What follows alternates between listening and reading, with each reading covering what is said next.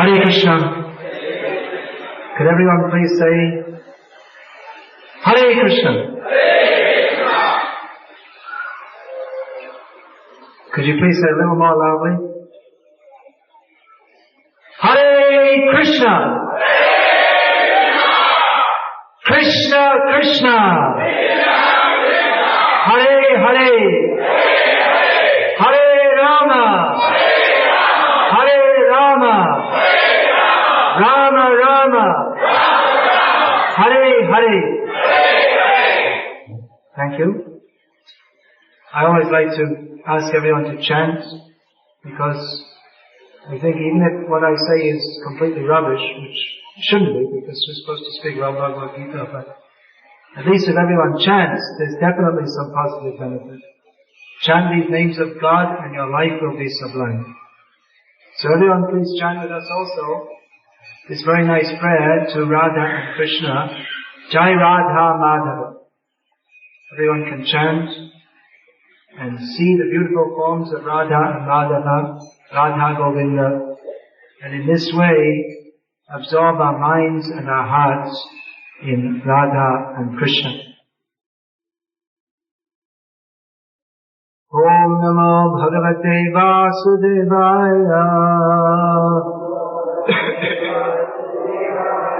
Om Namo Bhagavate Vasudevaya. Om Namo Bhagavate Vasudevaya.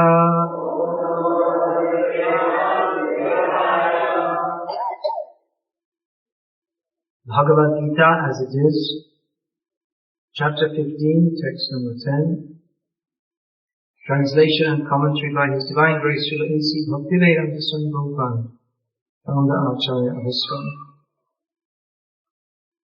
Utkramantam sthitam vapi bhunjanam vabunanvitam murha nanupashyanti pasyanti jnana chakshushaha. Lord Krishna says, the foolish cannot understand how a living entity can quit his body, nor can they understand what sort of body he enjoys under the spell of the modes of nature. But one whose eyes are trained in knowledge can see all this. Report. The word jnana chakshushaha is very significant. Without knowledge, one cannot understand how a living entity leaves his present body, nor what form of body he is going to take in the next life, nor even why he is living in a particular type of body. This requires a great amount of knowledge understood from Bhagavad Gita and similar literatures heard from a bona fide spiritual master. One who is trained to perceive all these things is fortunate. Every living entity is quitting his body under certain circumstances. He is living under certain circumstances, and he is enjoying under certain circumstances under the spell of material nature. As a result, he is suffering different kinds of happiness and distress under the illusion of sense enjoyment. Persons who are everlastingly fooled by lust and desire lose all power to understand their change of body and their stay in a particular body. They cannot comprehend it. Those who have developed spiritual knowledge, however, can see that the spirit is different from the body and is changing its body and enjoying in different ways. A person in such knowledge can understand how the conditioned living entity is suffering in this material existence. Therefore, those who are highly developed in Krishna consciousness try their best to give this knowledge to the people in general, for their conditional life is very much troublesome. They should come out of it and be Krishna conscious and liberate themselves to transfer to the spiritual world. Utkramantam sthitam vapi vunjanam vagunanvitam vimurha nanupashyanti pasyanti jnana chakshushaha. The foolish cannot understand how a living entity can quit his body, nor can they understand what sort of body he enjoys under the spell of the modes of nature. But one whose eyes are trained in knowledge can see all this.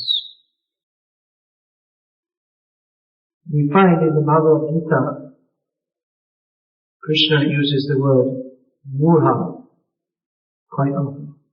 Murha means a foolish person who doesn't know what is his real self-interest. Just like an ass doesn't know his real self-interest.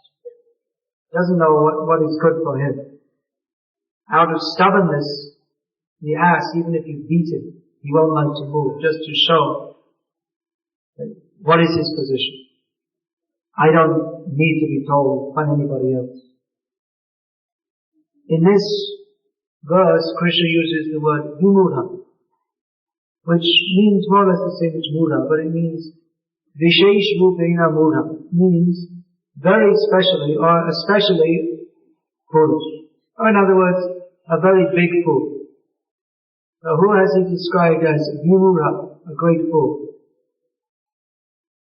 Those who don't see the most basic thing. Ukramantanistitam vavi bhunjanam vagunanvitam. We are changing from body to body to body, and we are supposedly enjoying in different circumstances. Everyone, every living being in every species is thinking that they are enjoying, but they don't know that their enjoyment is limited by time. That you have to change your body. Very basic point, which everyone, at least in the human form of life, is expected that someone having come to this human form will take up this knowledge and understand it and base his life on it. As long as we are in the lower species of life, cats, dogs, rabbits, guinea pigs, grasshoppers, how many can you say? You can't even say them all. There are Ashila means 80 lakh, 8 million species of non-humans. They have no opportunity to understand this knowledge. It's not communicable to them, nor do they have the brain capacity to understand. They also have some brain. You see that the bees, they can build very nice hives, or the ants have some social system, so they also have some intelligence. But they don't have the possibility to awaken the knowledge of what is their actual existential position.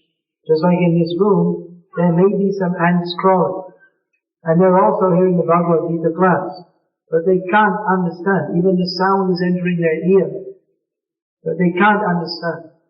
Even if you could learn ant language, or however they communicate with each other, it's not within their capacity to understand. There is a condemned species.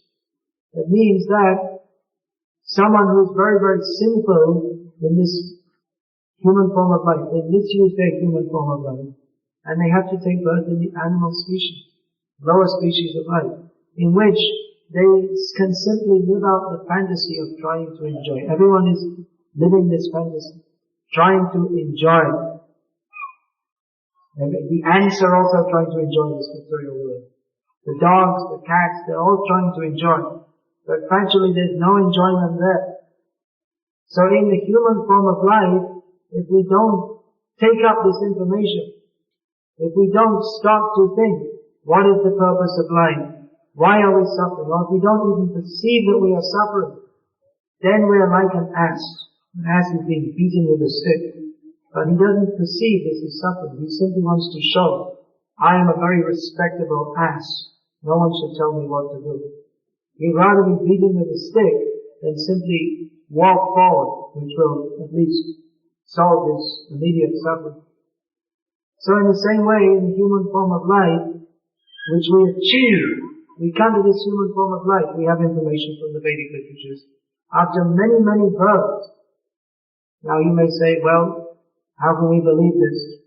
Well, how can you believe it? How can we accept it? In the modern age,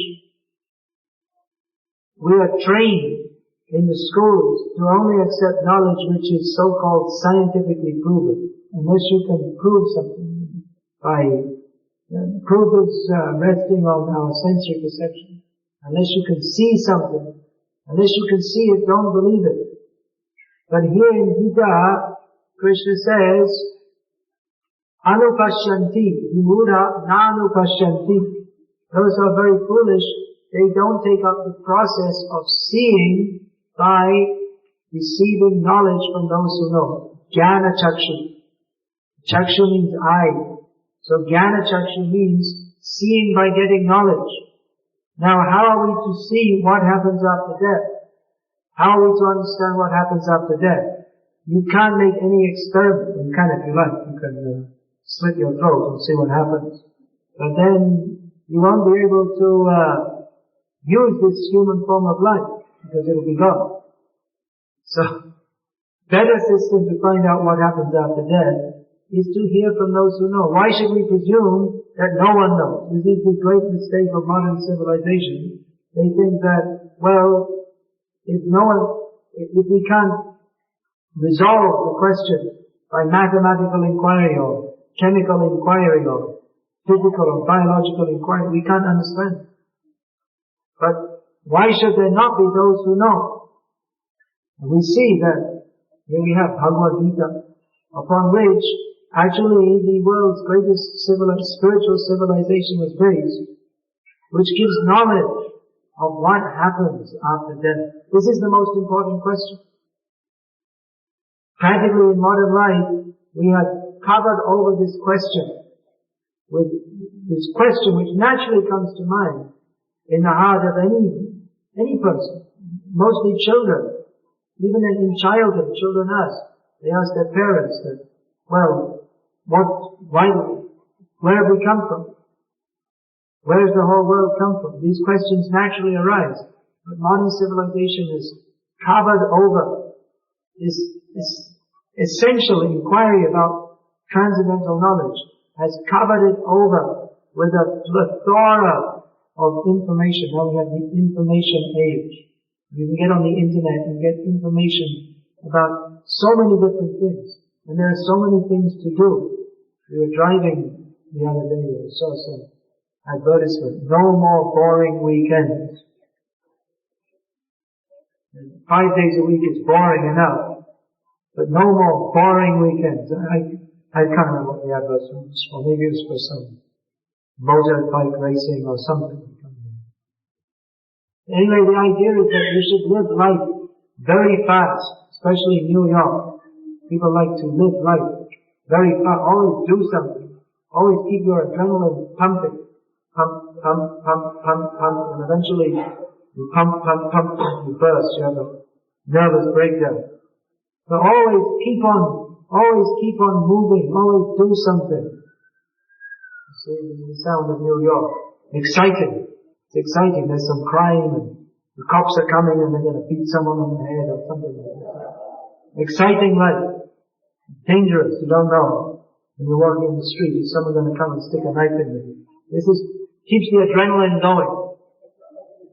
It's good to live a dangerous life. See, or if you don't like to live too dangerous life, you can go and watch some movie of someone doing something, spying on the Russians, but now there's nothing to spy on and it's all finished anyway. Someone driving a car past, or they had this, I saw in London, they must have it here also, I'm sure, they have some kind of sport where you pay £25 and you jump off some huge height, and you go down on a big elastic band or something like that, and you pray to God it doesn't snap, because then you'll find out what happens after death. So always you have to do something exciting, but always moving fast and building big buildings. Don't look at the big building. What is there to see? Go down in the subway. What is there to see? Running around fast. Do something. Smoke something. Drink something. Eat something. Always be busy. Always doing something. But actually, what is life all about? You're running around so fast, you don't have time to think at all. We're always thinking how to make money, how to do this, how to go there, how to enjoy this, how to get one girlfriend and keep another one lined up, so when that one's running away, I can get another one. And live life to the full. But however full you live it, you have to die. And what happens then? Foolish people, vimura, well, first of all, they don't even think about that. But if they think, well, we'll find out then what happens. It's a very foolish thing. It's like driving a car fast towards a brick wall. And someone says, well, what happens when we hit the wall? Well, we'll find out then. You sure will find out. We'll find out. You should think before. That's intelligent. Just like this whole business. What is this business? Invest some money. You're always thinking in advance. What will happen? You try to keep ahead of others so you can get ahead of them, get some money. Always thinking, planning in advance. Everyone's making some plan in advance. What will I do next weekend so it won't be boring? What should I do? What are the things I can do? I can jump from a big height on an elastic band. That won't be boring. Or I can go to some restaurant I've never been to before. There's Chinese restaurant, Vietnamese restaurant, and Spanish restaurant, and Russian restaurant, and how to get indigestion, 300 ways, different kinds of restaurants. So you can try different things. You're planning in advance how to enjoy, but what will happen? You're enjoying, and gradually the body gets older and older and older. I've seen here in America especially, you see, even people old, the faces hanging down, and maybe they get it pulled up again, get some operation. Their hair is gone white, so they dye it blue. And obviously you can see that they're not going to live very long. But still, they're out nightlife, enjoying, dating. And why don't they think? No one wants to think. They're just avoiding the question. Even if you're 80 years old, still trying to enjoy, but not thinking, very soon I'm going to have to die. And even if you're 80 years old, so what? If you're 20 years old, you still have to die very soon. Because you may die within a minute, but even if you live to be 120, you still don't have very long to live. When you're 80, you should know that you really don't have very long to live. But when you're 20, even then, you don't have very long. Because you have to die very soon. 1 year comes and goes. Now you see, summer is ending. Fall is coming in. And there'll be winter. How many winters have you seen? How many more can you expect to see? What will happen? What am I doing to see? What is my future? You're making so many plans to enjoy next weekend, some retirement scheme, put some money in the bank so you can live happily in your retirement. But what happens at death? Why don't we think about this? Because, Krishna says, we are vimura, very big fool and rascal. This is the language Krishna uses regularly throughout the Gita. Krishna says, very foolish. Actually, this is fact. It is very, very foolish not to see that we have to change bodies, that this is miserable. Even your so-called happiness, it's all miserable. Even your plans to get money, even if you get money, so what? No one ever became happy by having a big pile. It doesn't matter. You see, you have some, you don't have. If I happen to have some green pieces of paper here, it doesn't mean that I'm going to be more happy. There are so many people who have got so many millions of green pieces of paper in the bank, and they jump off the top of a building. So how does it help you? In whole modern civilization, very big illusion. You'll be happy by having money, and even those who have money and are not happy, they're thinking, well, I just have to earn another $1 million and then I'll be happy. You already got $1 million, which everyone else is thinking you'll be happy by getting. You're not satisfied. That point, Prabhupada used to make, that in Indian civilization, people, whatever they had, they were content. God has given. According to my karma, I just have some torn dhoti and some little house to live in. Alright, it's my karma, chant Hare Krishna. Let's get out of this material world. So whatever you have, you are satisfied. When the British came and said, they saw how we're going to put these people in factories. They're not going to work because they're too satisfied. Actually, one of my friends, he's from America, but he started some ashram in India.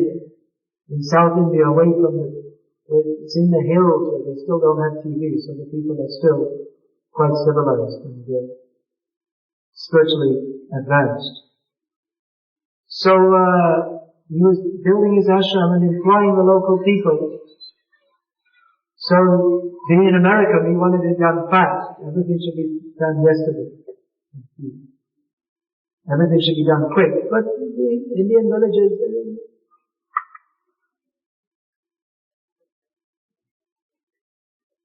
slowly, no big hurry to do it. They're not from New York. So he was thinking that how can we speed up the construction? So he told there's one local man who was working as the site engineer, contractor, supervisor.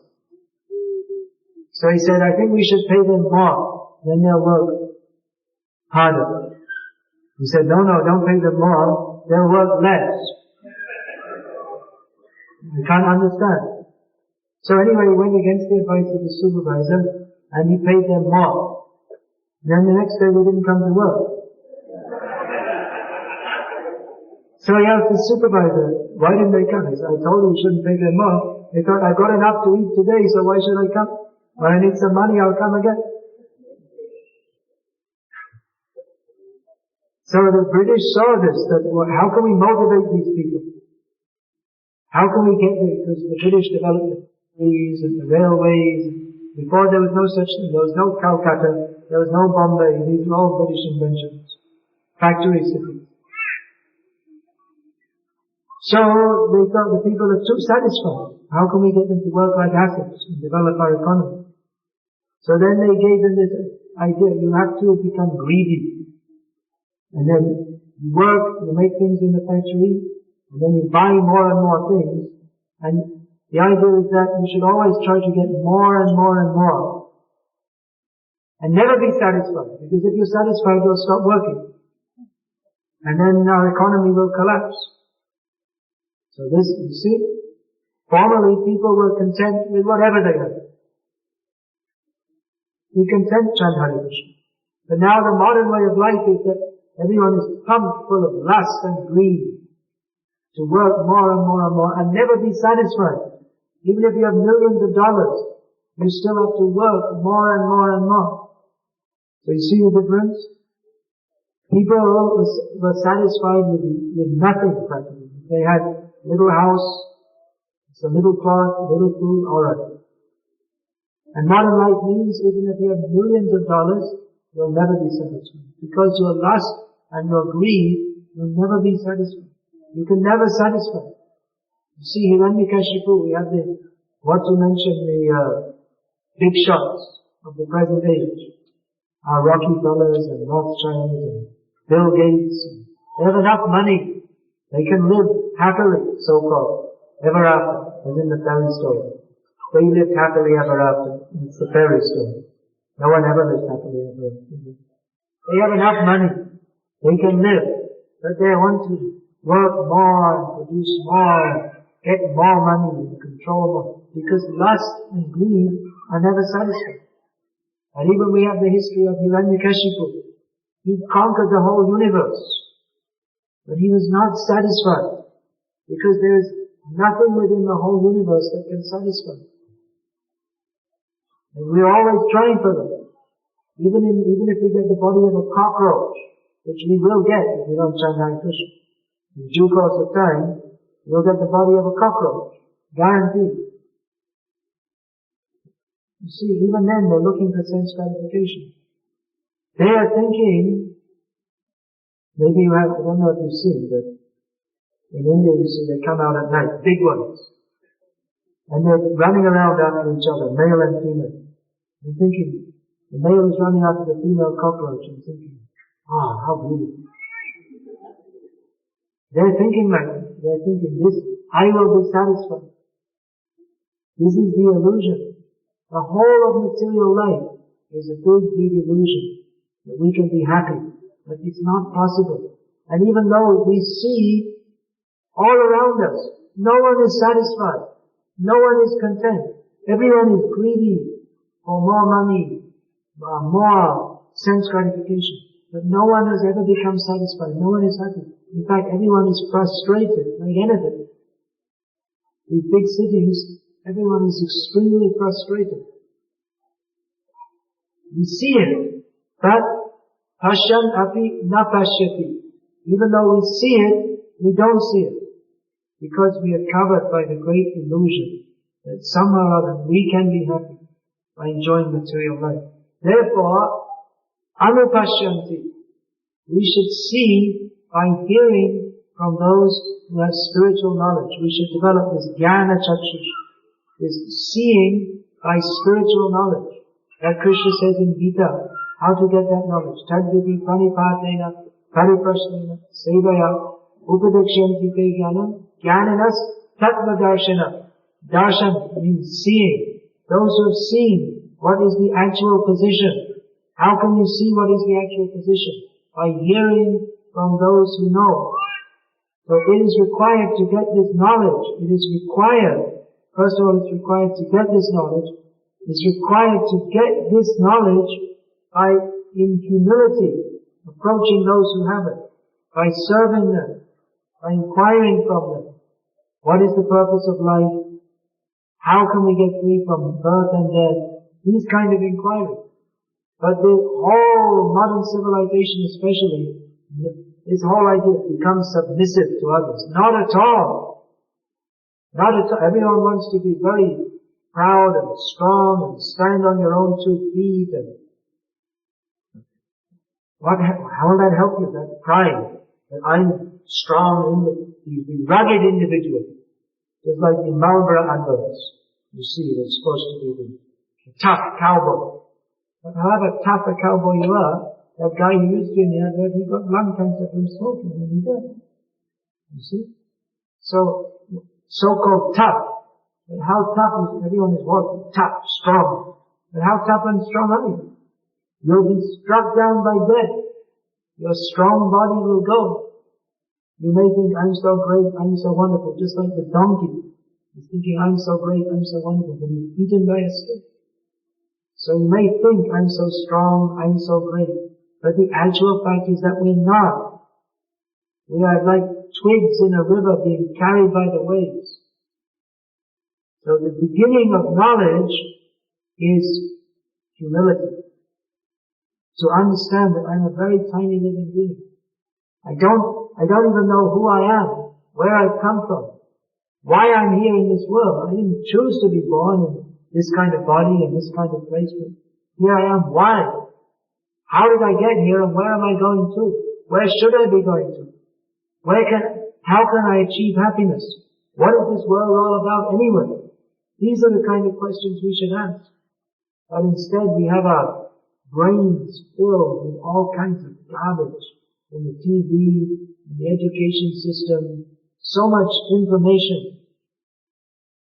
How does it help us? How is it going to help us at the time of death? Therefore Krishna is using very strong language. Don't be vimudha. Don't be a big ass. Don't even be a small ass. Surrender to Krishna. Find out what is the purpose of life. How will you find that out? You can get from Bhagavad Gita so much knowledge. You see, what are the titles of the chapters? The most confidential knowledge. Nature, the enjoyer, and consciousness. The conclusion, perfection of renunciation. Such topics. Where are such topics discussed? Where can you get such clear knowledge? Even if we talk about reincarnation, there are many wrong ideas actually about reincarnation.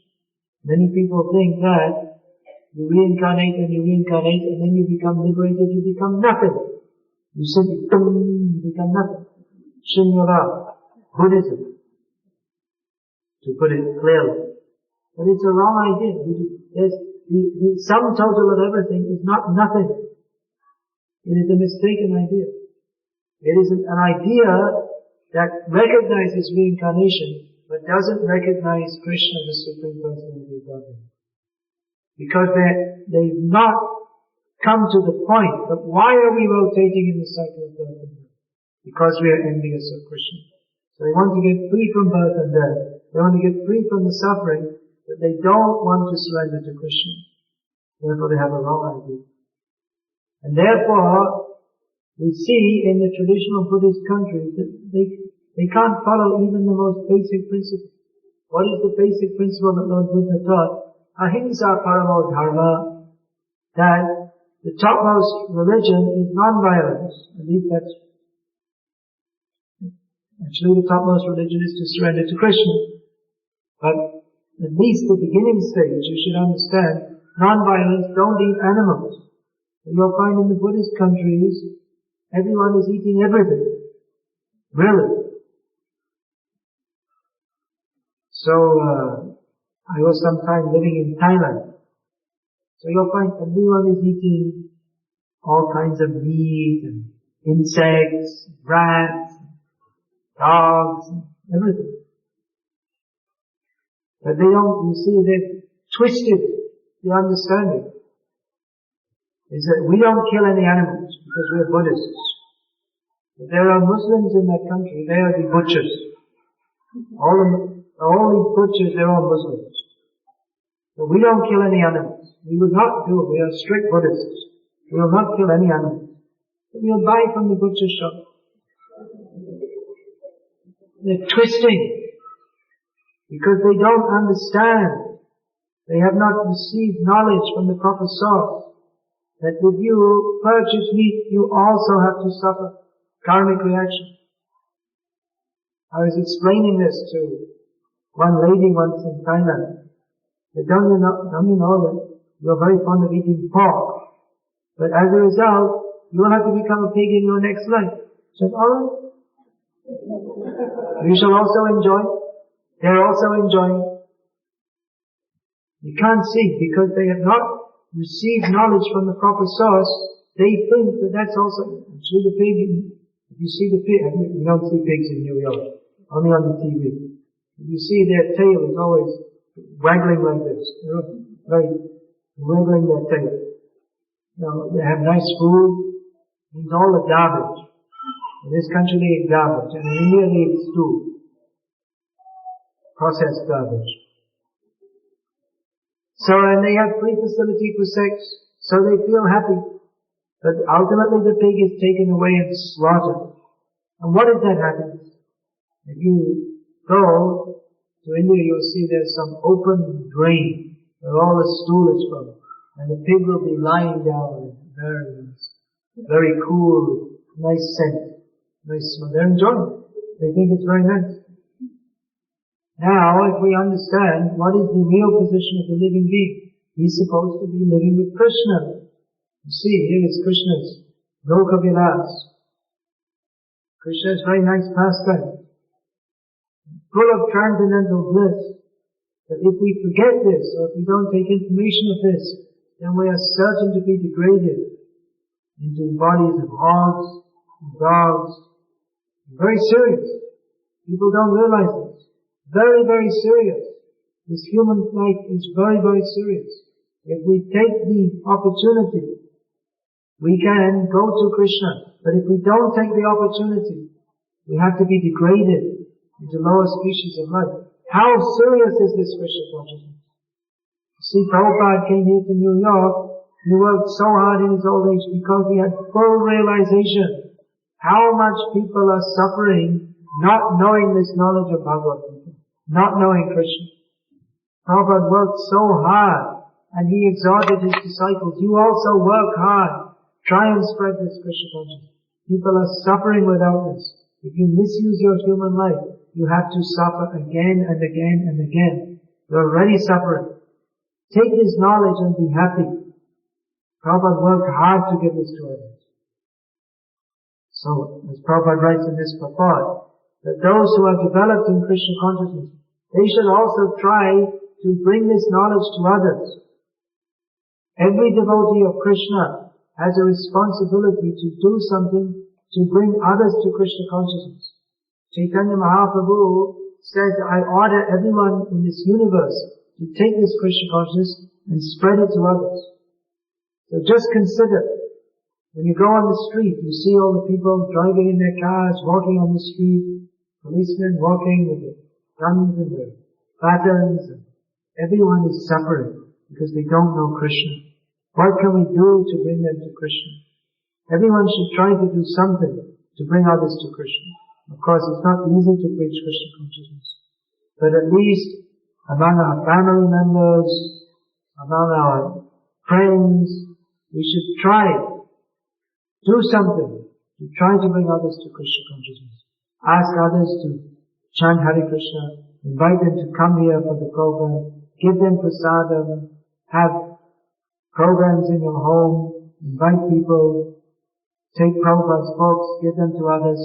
Try to do something, because otherwise, without this knowledge, people are simply suffering now, and they will continue to suffer. But if they take this knowledge, simply this little point of knowledge, they can be happy forever. What is that knowledge? Ji Krishna Das, Vishas, Kodaleta or Dukonai, Radha Krishna Bol Bol Bolo Reshabal. Very simple point. We simply the eternal servant of Krishna. We are spiritual beings. We don't belong in this material world. We simply have to understand this, and all our problems are finished. And then what? Chant Hare Krishna and prepare to go to the spiritual world. It's a very, very simple thing. We should try to, first of all in our lives, we should base our lives on this knowledge, not ourselves be carried away by the grossly materialistic civilization. But base our lives on the understanding that we are servants of Krishna. We have to act in this life to develop our Krishna consciousness. We have to act so that Krishna is pleased. And then we should think also how to spread this knowledge to others, somehow or other. Hare Krishna. Is there any question, please?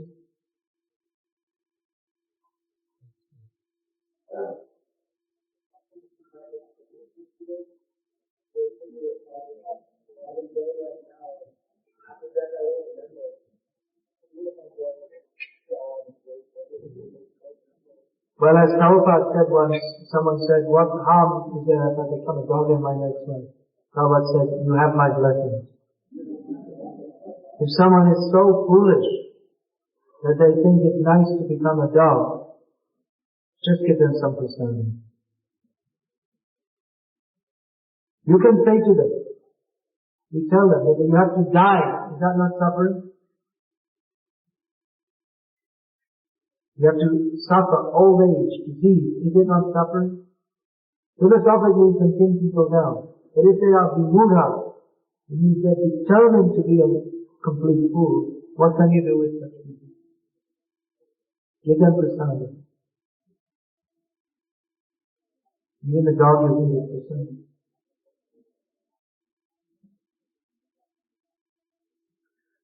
Alright, I have a little commercial here. I'm writing books. Prabhupada said that his disciples, they should write books, especially sannyasis. So I've been writing some books and I like to distribute them. I think some of you may have seen some of them before. Here's one called My Memories of Srila Prabhupada, Brahmacharya and Krishna Consciousness. The Beginner's Guide to Krishna Consciousness, we have it in Hindi here also. The Message to the Youth of India.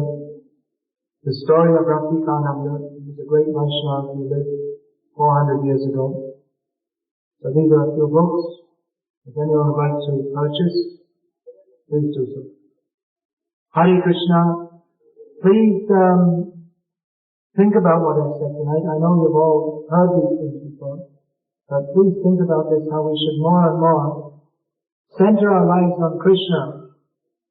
Understanding we don't have much time. We have to become Krishna conscious. And see what you can do to give to others.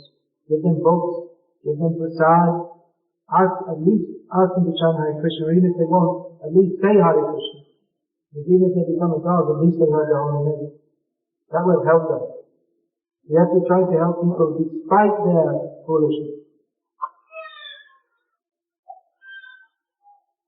Hare Krishna. All glory to Srila Prabhupada.